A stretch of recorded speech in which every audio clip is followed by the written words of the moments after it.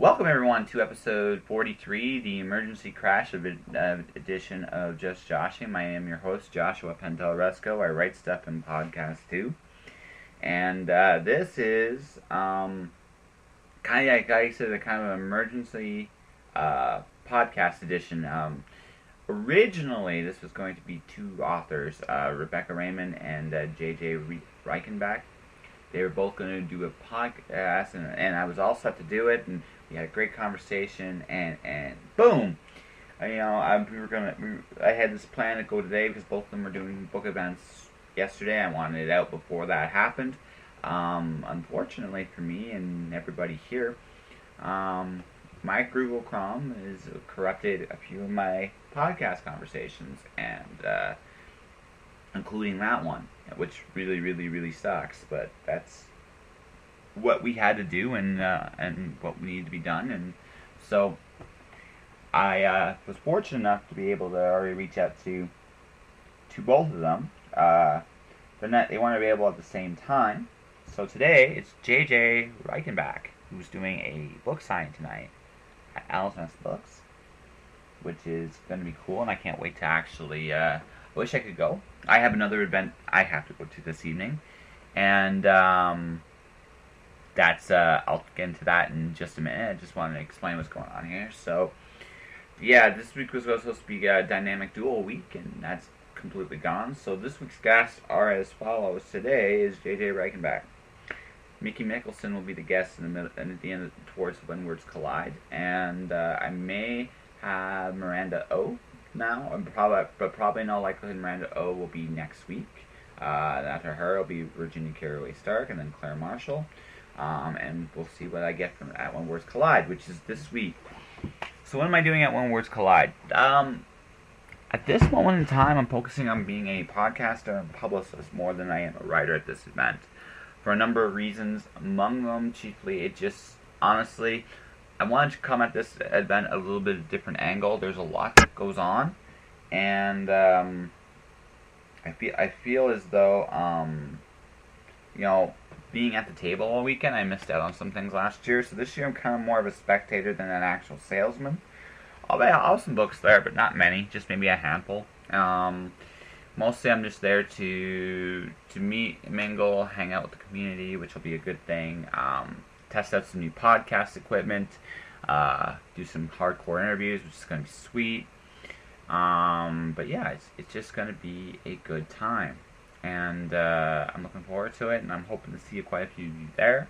There's some guests I've been dying to get my hands on the show. I'm hoping that I'm going to corner them and beat them down and make them come on, well, hopefully anyway. But let's talk about my guests. J.J. Reichenbach is one of the, she's really sweet. I actually really enjoyed I really enjoyed talking to her. I feel there's more to her. She's very quiet, but I feel like she's the kind of person that could probably get into some, she'd be the person that would join you on your epic adventure somewhere out there over the rainbow, which I think is hilarious. I think she's got that in her. We talk her books. We do a reading on the site, because I just think that's kind of a that was a good way to advertise her event tonight. I encourage you to go to her event at Owl's Nest Books, and she, courtesy of Owl's Nest and Creative Edge, they put together this. It's part of her tour. I figure you should take the chance to actually see her. It's her last chance in Calgary for about a month. She'll be back in September doing book signings and chapters, so it'll be great. Beyond all that, tonight though for me is personally about my sister's paint fight. I'm going there to see her do her thing. I really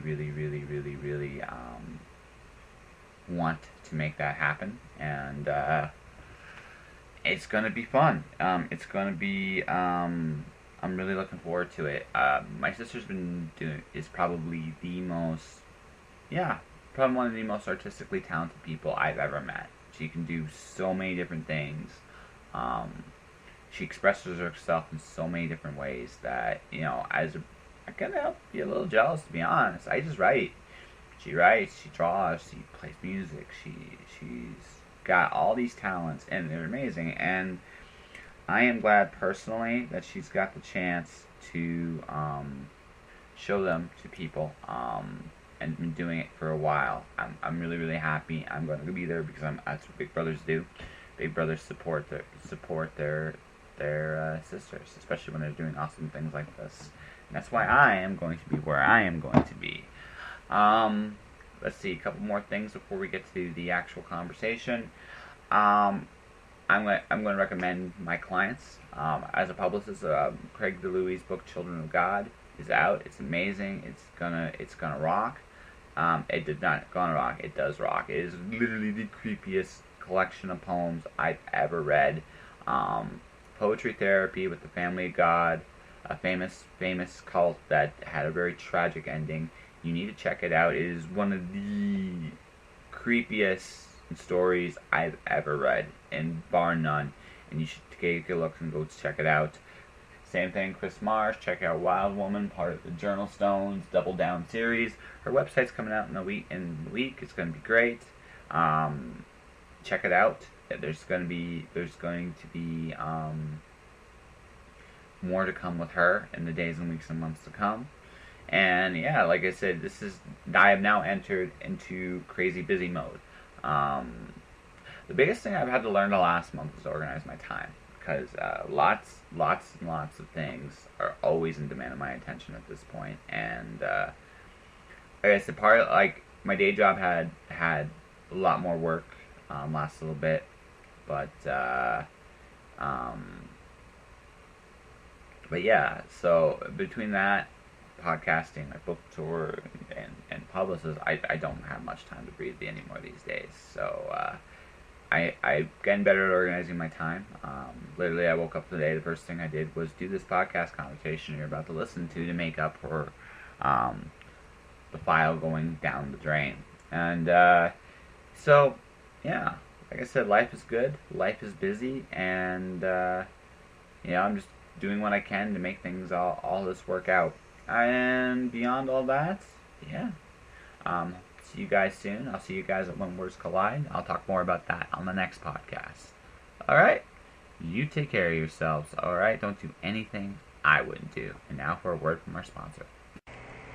Tired of buying t-shirts, coffee cups, and other memorabilia that all podcasts seem to have? I sincerely hope not, because I'm jumping aboard this gravy train right now. That's right. You can be the proud owner of a Just Joshing t-shirt, photographic print, and coffee cup at my Redbubble store.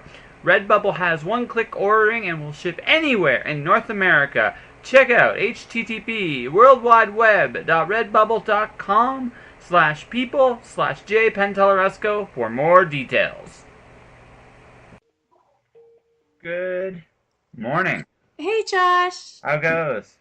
Good. Can you hear me okay? I hear you fantastically. Okay, good. So no, I've had a interesting weekend, and as you could, I was really choked when I found out that your conversation with Rebecca was gone. It's like, oh. Yeah, me too. Yeah, I was a little choked, but so you have to put up with me for anywhere from 20 to 30 minutes. So that's cool, as long as you need. And just to warn you, my brain's a little fuzzy because I just took some cold meds and I have the sniffles, so I might sniffle a couple times. That's okay. You can sniffle, cough. You can cough nasty things into the air. Okay, I'm going to do that right now, just before we start. Okay.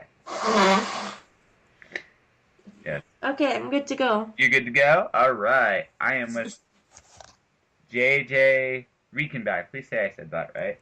Reichenbach. Yes. There you go. I'm sorry. I always think it's a passive thing, not a like Reich, not Reek. So. No. Reichenbach. Nice. So, I should talk about. Actually, you just had your first signing yesterday, right? Yes, I did at Signal Hill Indigo in Calgary. Yeah. So how was it for you? At first it was terrifying, but the people were really nice and lots of people came out, and I had a lot of support from friends and stuff too, so it ended up being a very positive experience. That's good. No, that's good. I'm glad. It sounded like like my impression of you in our last conversation, and folks, yes, this is our second conversation, not our first. But our last conversation was you were a really, really good person, and but you were really, really, really, really, really maybe a little too shy for your own good. I'm pretty shy. Yeah. So why are you so? You don't mind my asking? Why are you so shy? Just never been comfortable like with large groups, or you just enjoy the quiet kind of deal? I really love solitude. I'm one of those full-on 100% introverts. Just always been shy my whole life. I just like, a small group of people that I really know well. No, I get you. I get you. I like it when I'm around people I care about, and or people that don't drain you, which maybe even be the trickier one. Yeah, yeah, exactly. Yes, fair enough. Okay, let's see here. So you did your first one. Are you think it's going to be easier doing your next signing, which is tonight? I'm not sure yet. I'm pretty nervous about it, but I'm also looking forward to it. Well, nerves are good. Yeah, Like honestly, if you're nervous, that means you really care, yeah, which is really important for what pardon me, for what you're doing here is you need to you have to care, and yeah. so there's that, and the fact of the matter is that um, you know there's always going the day the butterflies are gone is the day you should stop. You know what I mean? Not really, but I'll go with you for You that. go with it. You go with it. Yeah. Maybe not as nervous, but you should have. I always have a little nerves no matter what I do in front of people. If it's something I really care about, and I find it fuels me. That's kind of me though. So Keeps us honest too, right? exactly. So there's that. So we're not before we talk about your books. I think we talked a little bit about how you got into writing last time, and I think we'll go into there. It's something you've always done, or Yeah, we talked about how I got into writing and then how I got into writing horror, of all things. So I've almost always written, but after high school was when I really got into it more seriously and started to learn the craft and really value the craft.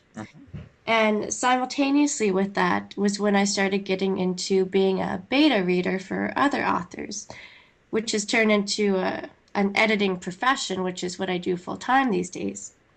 which is amazing, and you get to put up with all our errors and mistakes, and And I love every second of it. you love it. And you I've done some editing myself. Not as intensely as you, but I've done some editing now and then, and sometimes if it's really really good, you're like, oh, this is the kind of stuff I want to get into. And every once in a while, you get something that's terrible. Oh, sure, but those are actually often the best ones because the really, really good ones, you sit there thinking, well, you've already got this. I don't know what you need me here for. Whereas the ones that need a lot of work, that's, I think, my favorite area to delve into because I can see where they're falling short and where their strengths and weaknesses are and help them to really reach their goals and take their writing to that next level. Which is awesome. Maybe I should be using you soon enough myself. I got my own stuff kind of going on here. So For sure, that's my favorite part is really helping writers to reach that next level into their work. do you prefer editing or writing? hmm Oh no, which one do you prefer Do doing? I prefer? It depends on the day you ask me. When I'm having a good day writing, I love it more than anything in the world. But otherwise, I love editing the best. Ah, so you enjoy the craft, like Yeah, and teaching the craft and shaping works and just also making the authors confident enough in themselves to pursue their dreams. that's that's actually really amazing, and that's Thank like you. the best reason I've ever heard to edit. So congrats. So that all said, you are a writer, and hmm so you have a series right now called the next series. So, Yep. so let's talk real quick about that. So this is what you're on book two. Yeah, I'm just launching book two officially tonight. So the first book is called Nyx, after the main protagonist, who is a demon. And the overall premise of the series itself is demonic possession, but from a demon's point of view. And she has to, reluctantly save the world and all of that. So it's mostly kind of gothic supernatural horror with a side of messed up humor. Nice. And the second book, she runs into some enemies that she met in the first book, and then also again has to save them, Ooh. in spite of her own best interests sometimes. So, So you like the demons and the horror. So let's get into the demons. What do you prefer? Do you prefer the kind of horror where there's like it's more like a terror kind of horror, or do you like the blood, guts, and gore? Or do you like somewhere in between? I like somewhere in between. I mean, I think you have to have a good solid foundation on the blood and the guts and the gore and the violence and everything. But then you have to really have a psychological aspect of it too to make it worth reading. Yeah, which I think is important with horror because the gory. I mean, like I look at like just for an example, like a zombie apocalypse. Mhm. Um, zombies are great, but the thing is, unless you're The Walking Dead, right? It's really really hard to come up with something that's brand new. I mean, you can be gory, and to some degree you'll get a reaction, but I'm not sure if it's fear you're getting. If you know what I mean, it's just a story now if you hold back the monster at least at first and just put it in the shadows, human beings have an amazing imagination and they will think of some things far more than you can actually describe. And sometimes the best feeling as a storyteller is leading them down one path without actually and then sometimes pulling the wool over their eyes. Not like in a bad way, just something that's naturally where you're going, but in a way they don't expect. Or the other option is it is exactly what they expect, but it's even more terrifying than they ever thought possible. Yeah. That's just me. So, what do you like to read? I try to read throughout all genres, but my favorite genre is, as can be expected, horror. So I read a lot of that, some Peter Straub and Shirley Jackson and Stephen King, all the good ones. Okay, which one's your favorite? I've only really just gotten into Shirley Jackson right now, but she's easily becoming my favorite. Nice. Though, to be fair, favorite ever, even though he doesn't really count as the horror genre, I wouldn't think, is Chuck Palahniuk. You like This is the writer of Fight Club. yes, Yes, favorite ever, favorite ever all time. all the time. Nice. You like you? I remember we talked about this last time. You a little bit. I want to get into this a little bit more. You like some of the more I wouldn't say I say twisted. I think is the right word. You like some of the more twisted stuff, don't you? Yeah, I like the stuff that really pushes the boundaries of what we think is acceptable in horror or fiction or all of that, that really makes the reader a changed person by the end of it. like, like just look at the world in a completely different light. Exactly. And you look at yourself in a different way because you read this totally messed up book and then you're like, that was really good. What does that say about me as a person? Ah, so beyond Fight Club, do you have any guilty pleasures in that genre? I've read almost everything that Chuck has written, and I've loved them all. It's kind of one of those love to hate things because you read it and it starts out kind of normal, and then he takes things further and further, and then you're like, Chuck, no, stop, Chuck, don't go all the way. But he goes past that. And then you can't help but think, wow, like that is still genius. Messed up, but genius. So I'm curious with nonfiction stuff. Have you read anything by Hunter S. Thompson? I'm asking this because you want to talk about messed up stuff. Some, Oh, should I be reading Hunter S. Thompson? he's a journalist and he's got wrote Fear and Loathing in Las Vegas. Oh, all right. And some of that is incredibly messed up. Or you can read someone else someone else you could thoroughly I think you'd thoroughly enjoy, and I'd mentioned him last time we chatted was Warren Ellis. Warren Ellis. I haven't read him either. No, the book I recommend for him because he usually like messed up twisted stuff is called Crooked Little Vein, and it's about a secret constitution of the United States of America, but it's so secret that only a handful of forefathers knew what it was. A detective was hired to get it back to restore America, but for the last 100 years or so, it has been traded for porn. It is one of the most bizarre, like road trip detective novels you'll ever read, and you will never look at the baby Jesus the same way. There's this one scene in particular I'm thinking of. I somehow get the feeling you'd be like, that is the most terrible thing I've ever read. I want more. Yes, that's usually what I say. Yeah, get that feeling with you. It's like that's like, ooh, I like this twisted stuff, this twisted stuff. Almost have tempted to send you a comic strip I wrote just because of how twisted that was. Oh, please do. Everybody's always worried, oh, my stuff is too graphic and nobody's going to want to read this, but I'm that person that wants to read that. No. I might send it to you just as a gag. It needs. I know some of the edits it already needs, but I figure you'll enjoy it. But there's a pimp scene I think that you in particular would thoroughly enjoy. Yeah. Yes, indeed. So, so beyond writing and editing, just a little bit more about yourself. And I mean, I know you like reading twisted stuff, but beyond all that, you're just what do you do? Like when you're not writing and you actually have just it's time for you. Do you have any other hobbies? Do you just meditate on life, the universe, and everything, or?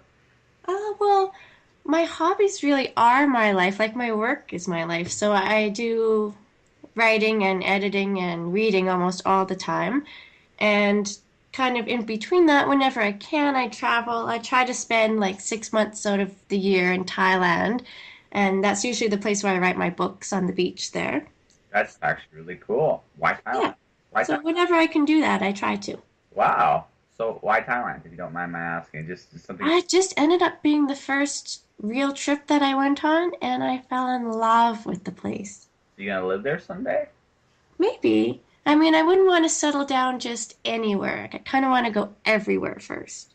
I can understand that. I moved.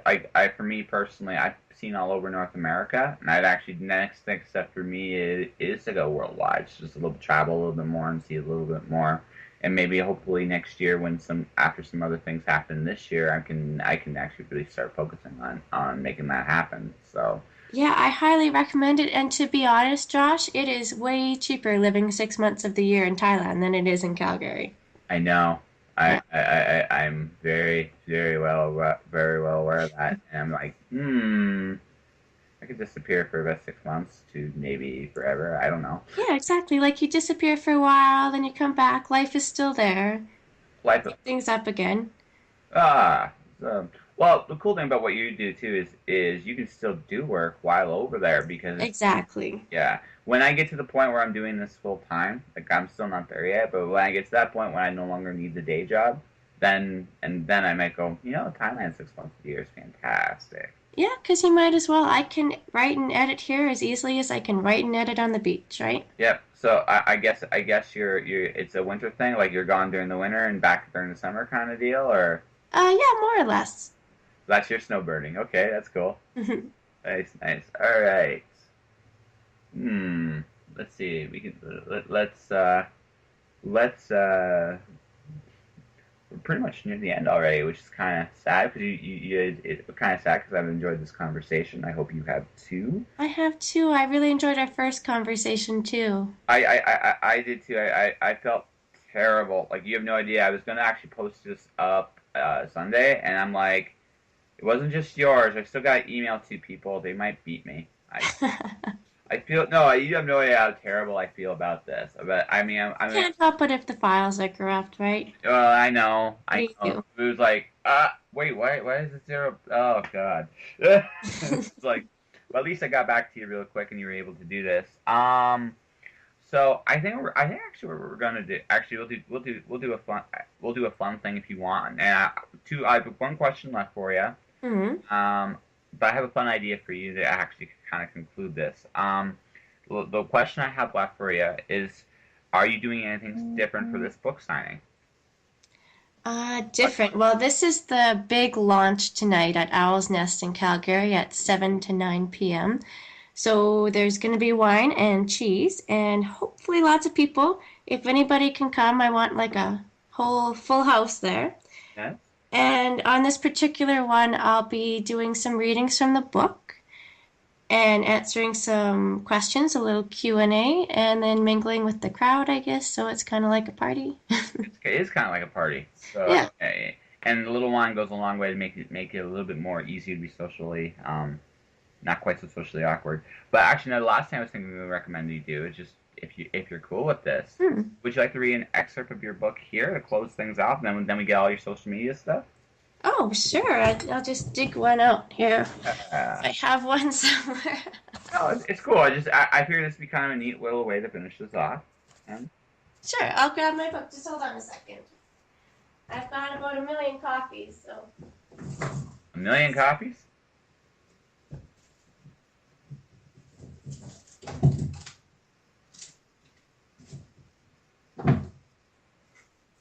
How much do you want me to read, Josh?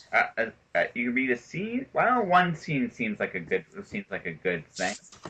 You want to describe the scene, or do you want just to leave readers in the dark? Your call.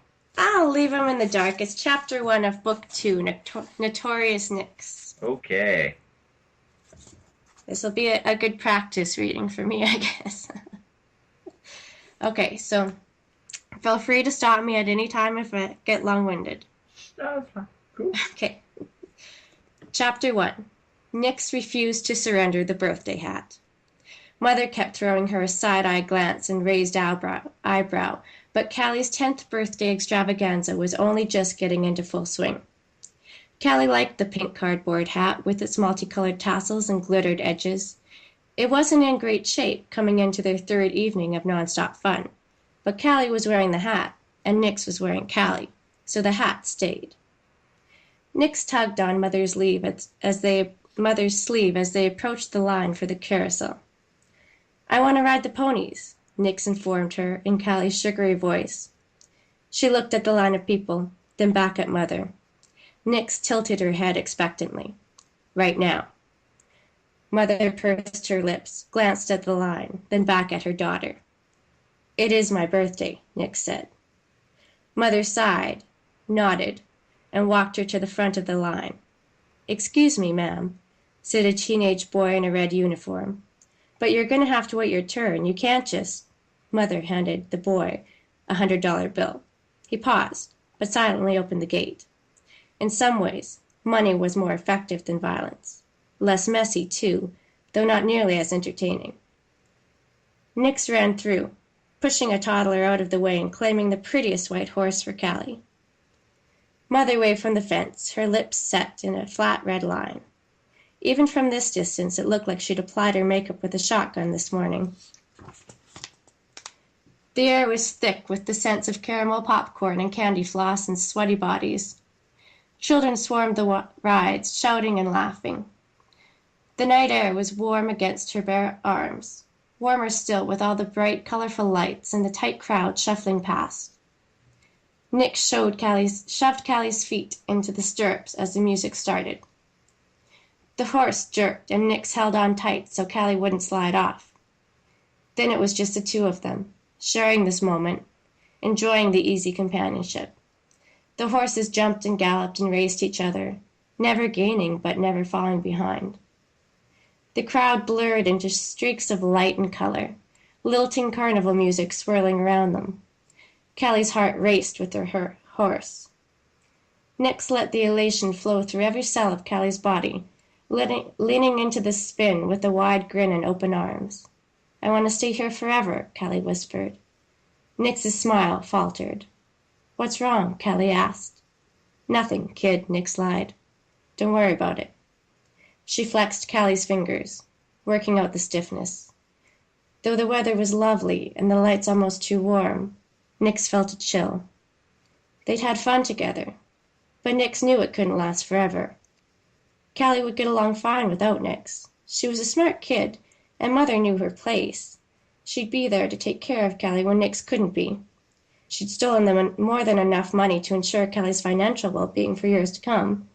And hey, maybe Nix could stick around a while in Mother's skin, at least until it started to rot and fall off. But that was just drawing things out. She couldn't stay for long, and Mother wasn't exactly an ideal host. Nix had to go, and that was the way it had to be. Where's Mom? Nix glanced out at the crowd. Mother wasn't by the fence anymore. And I'll end it there. That's good. All right. So people want to find you, talk to you, say hi, or where you can say it's quiet. You, I'm in Thailand. Where can people find you? They can find me doing a lot of book signings that they can come to in person in Calgary and Edmonton and Red Deer. And those can be found on my Facebook site. So that's JJ Reichenbach, Reichenbach.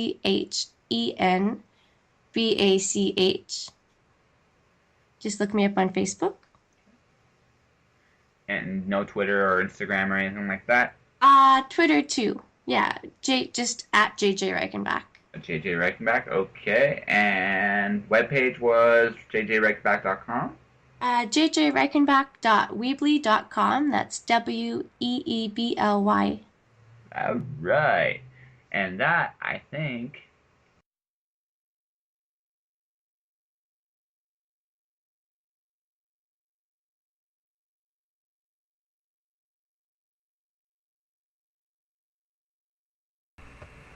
thank you, JJ. And like I said, her book signing is tonight at Owl's Nest Books, 7 p.m. Be there or be square. Unless you're me, then just go to my sister's Pints and Paint. And yeah, it's going to be great. It's going to be a busy night. Beyond all that, well, like I said, this has been an interesting week of things that have gone wrong. But you gotta do what you gotta do. I currently still have no hot water due to no issue of my own. Hopefully by the time this airs, I'll have hot water again. It's been cold showers suck, just so everybody knows. But just the way it kind of worked out. And yeah, like I said, sometimes you just got to keep going forward and making do with what you got to make do. Beyond all that, lots more to do today and talk about today, and yeah, it's gonna be an interesting couple days. So you take care, everybody. Stay inspired. Keep pursuing what you're pursuing. Buy my books. Buy my clients' books. Listen to past episodes of the podcast. Buy a T-shirt. Do what you feel called to do. All right. And I am Joshua Pentelresco, and stay inspired out there. Josh.